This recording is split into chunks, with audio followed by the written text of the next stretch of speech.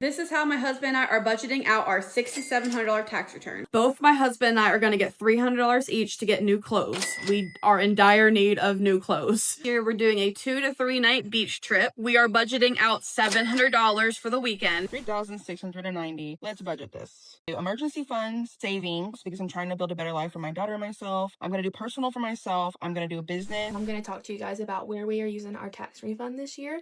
Not gonna lie, if my husband and I see some money sitting in the bank and we don't know where it's going, we're gonna spend it. And it's tax season. People are spending their taxes. But hold up, there are people on TikTok also budgeting their taxes. And yes, there is a difference. And I want to see some good old notebooks, Excel spreadsheets, Word documents. I don't care. I want to see real budgeting. Let's go. This is how my husband and I are budgeting out our $6,700 tax return. Just to preface, we are a single income family of 4 with 2 dependents. We don't own a business, we don't own a house, so that's why we have a decent return back. I personally love budgeting videos, so let me share with you what we're spending our tax. We are first going to pay off our only credit card. It's at its max balance of $2,000. We are setting aside 2 car payments totaling $620. Next, we're going to get a month ahead on rent. That's going to total $1,375. After all that is said and done, that will leave us with $2,705. The next category is household essentials. Every year, we always go to BJ's to restock on essential items for our household. So we're going to be budgeting out $400 for that. And then the remaining balance is $2,305. Next category is personal. Both my husband and I are going to get $300 each to get new clothes.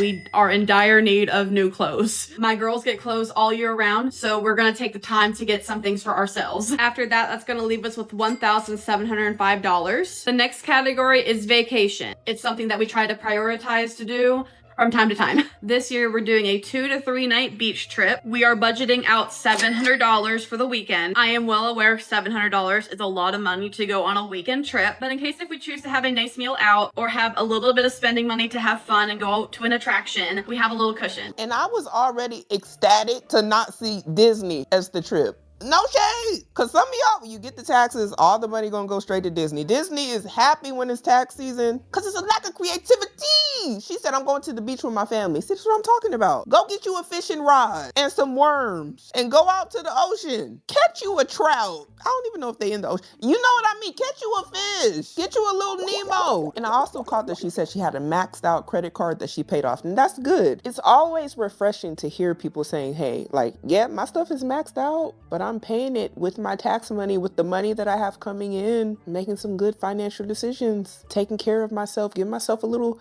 treat. $600 for her and her husband. Balance. Still taking care of business. Not just being irresponsible 1,000%, because Disney could have had you back in debt. And I think watching things like this inspire a lot of other people to see, hey, there is a way to use your tax refund money in order to get yourself something nice, get your kids something nice, do something nice as a family within your budget. You see, when we're talking about a budget, you're talking about how much you actually can afford to spend. And that's why I really wanted to show people that had pen, paper, a spreadsheet, something, because a lot of people are making videos talking about, this is my budget for tax season, and they're just blurting out stuff like, I'm gonna just go do this, I'm gonna do that, I'm gonna do this, I'm gonna do that. And that might be fine and dandy, but the thing you have to remember is when you're actually in the process of shopping for all these quote unquote things that you're going to have, or the things that you said you want to buy, you have to remember that there is a limit. You see, all the things that she's talking about, that should be the limit, or she would have to adjust some other numbers, justify overspending in any categories where she wasn't supposed to, if you get what I mean. For example, where she was saying she was going to spend around $700 on vacation. That actually means when you're making a budget, I'm not spending more than $700, because if I spend more than $700 here, then maybe I can't spend $600 on my personal stuff that I want to get with the taxes. Do you see what I mean? The discipline must be there, and you got to stick to the script. So I love seeing people actually old school, print it out. This is the plan. This is what we're doing. We're sticking with it. After that, our remaining balance is $1,005. The next category is extras. My daughter's in dance. We're going to get ahead in dance tuition. We're going to get 2 months ahead. That's going to total $310. And then finally, savings. We're going to save the remaining balance. That's going to be $695. So yeah, that's how we're going to be budgeting out our tax return this year. Honestly, I thought she had a pretty good budget. A good mix of fun, responsibility, stability, paying off debt. Seems like everybody will be happy with this. What is so interesting though, to me, is what I'm seeing in the comments. This says, oh boo, y'all are responsible. Oh my gosh. People actually doing reasonable things, living above their means. What type of world are we living in? I fear we're starting to become too far gone. The fact that this isn't normal, this is abnormal. Clearly, with the amount of likes, 3,805 people are like, oh, y'all responsible. Whoa, really says a lot. And then somebody here said, for real, I was like, all that with $6,700? Dang. And another comment underneath says, she needs to go into budgeting because I need her to work some numbers for me too. Y'all, all you gotta do, pen and paper. Do y'all be saying y'all like to journal and all this, or y'all be lying for social media and stuff? I thought y'all was getting into journaling, actually writing on paper. Write the amount you're getting back. When the IRS says, hey, like, y'all know y'all checking that IRS app website and you're like, oh my gosh, refreshing it every 10 minutes talking about, when am I gonna get my refund? When they tell you, get you a good old one of these or a number 2 pencil and it's time for the test. The test is this. Open it up and write down how much you getting. Put it at the top. If you get $10,000, hit you with the 10000.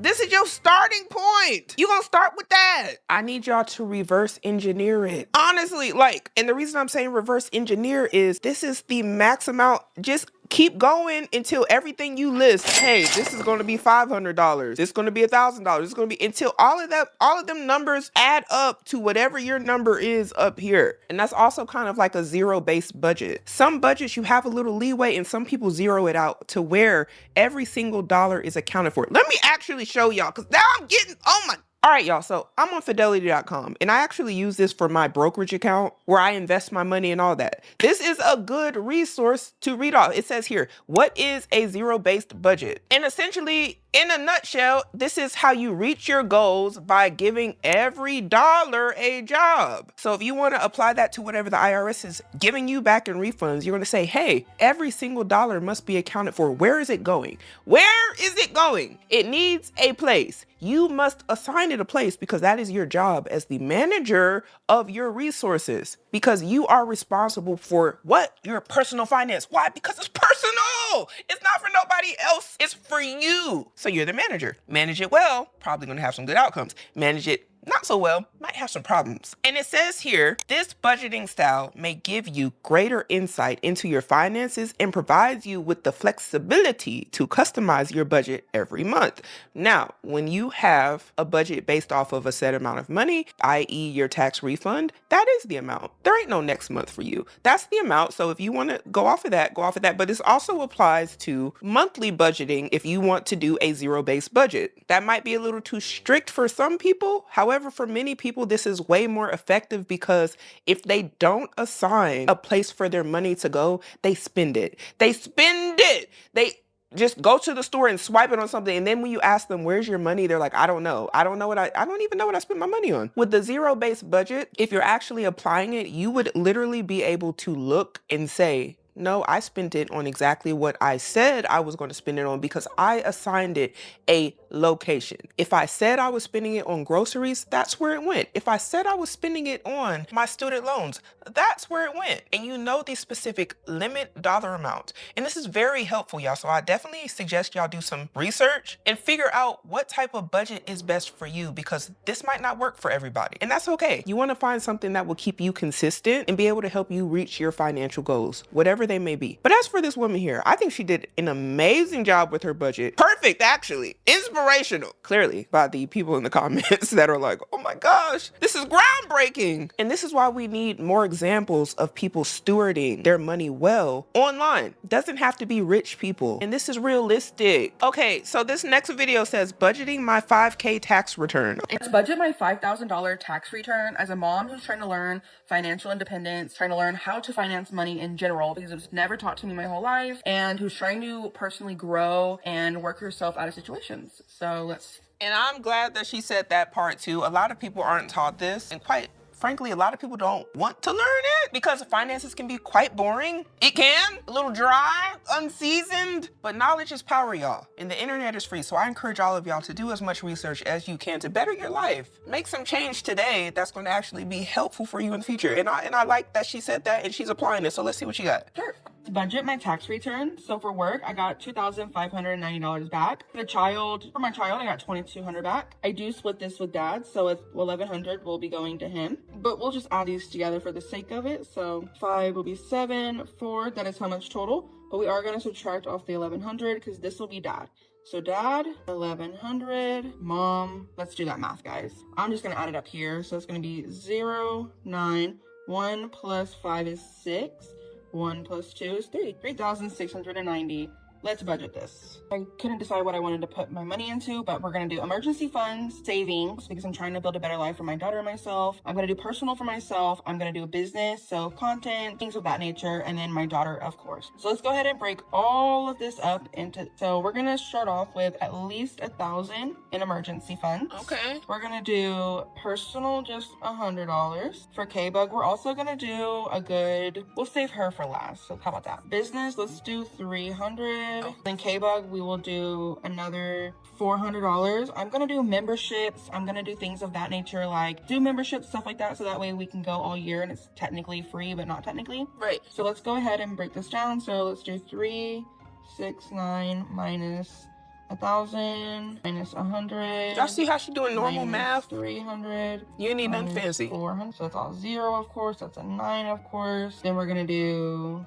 This will be 8, and then 3 minus 1, 2, and we had to carry some stuff, will be 1,890. I'm gonna go check it with the calculator, I'll be right back. And of course, I was right, because why wouldn't I be? We're gonna put all of that into my savings. Oh! I'm trying to build a better life for me and my daughter, so this is what I'm doing. I love that. Okay, so what y'all just witnessed her do, this was a good example of a zero-based budget where there's not a dollar left over. Every dollar, as you can see, she assigned it a place. All the leftover money she had after all the other things she wanted to spend, she put it in her savings. I think that's what it was right here. Budgeting like this is very, very, very, very, very helpful for those of you who are impulsive buyers, compulsive spenders, emotional eaters, spenders. It's helpful. You might have to lock the credit card up though. That might help. Some of y'all operate better just using cash. Credit cards don't work for everybody. Everybody can't handle the responsibility and the discipline it takes to manage a credit card properly. It is very tempting. So I don't say that to attack anybody. When you're swiping a credit card, a lot of times it's very easy to forget that this is actual real money that you had to work for. Actually, no, let me take that back. Not a credit card, a debit card is money that you had to work for. A credit card is money that the bank or the credit union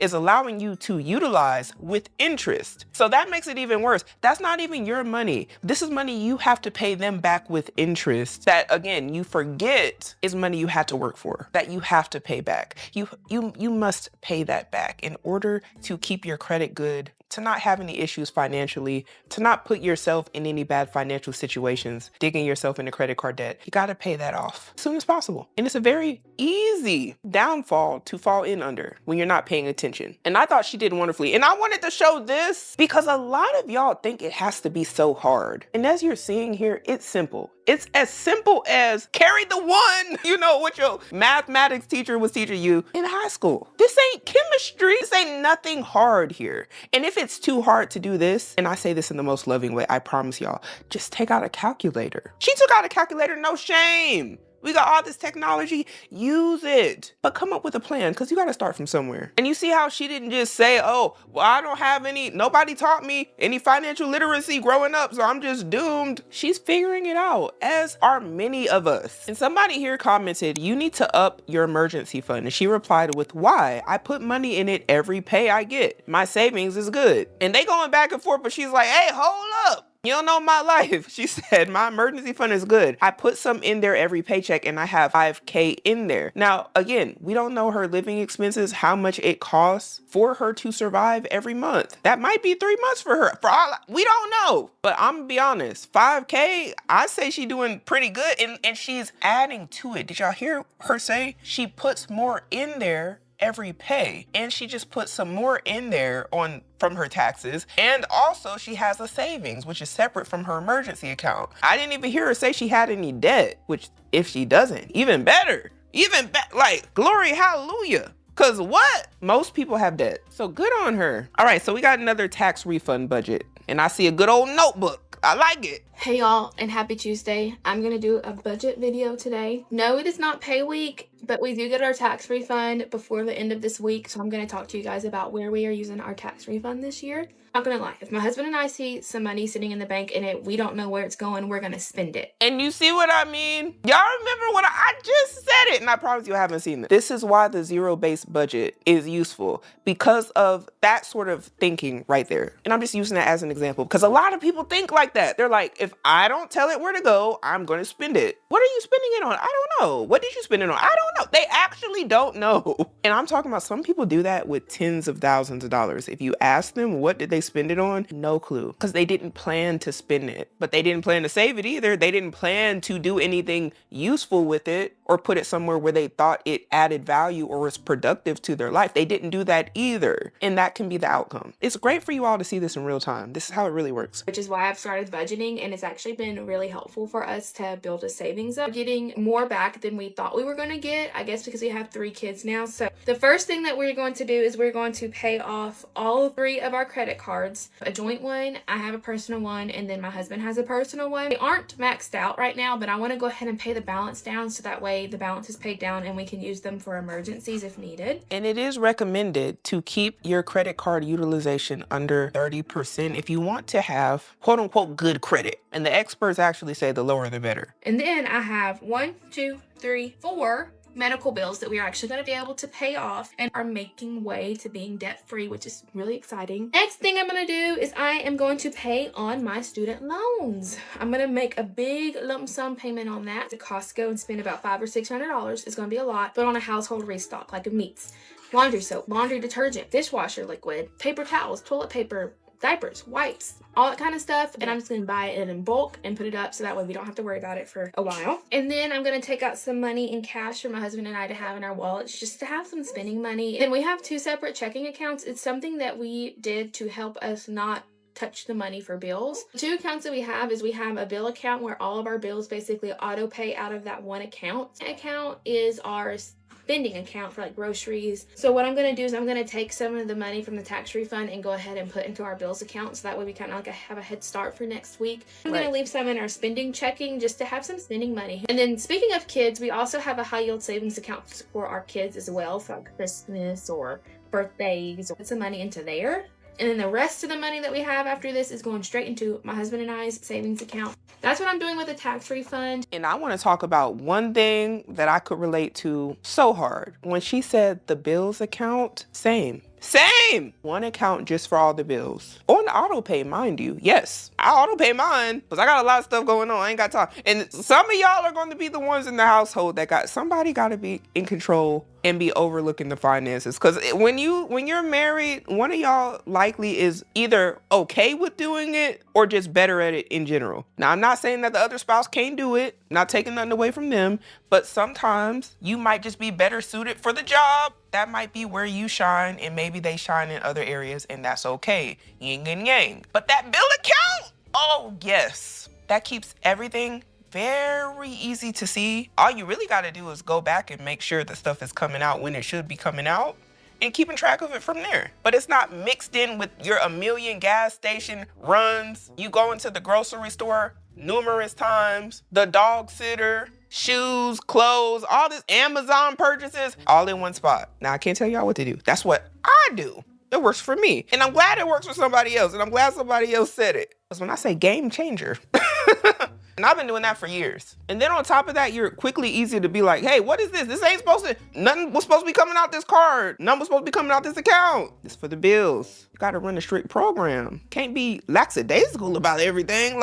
And look, I'm so glad somebody said this. A bills account is life-changing. If you don't have a separate account that you don't touch and all the bills just come out of, you're missing out. It helped my sanity so much. And that's the part that's getting me the sanity. I agree 1,000,000%. And somebody said, have fun at Disney. Did you plan your trip yourself or get a travel agent? She going to Disney? Oh my God. And it's not that anything she did was wrong. I just didn't hear it. And then two, y'all know how I feel about Disney.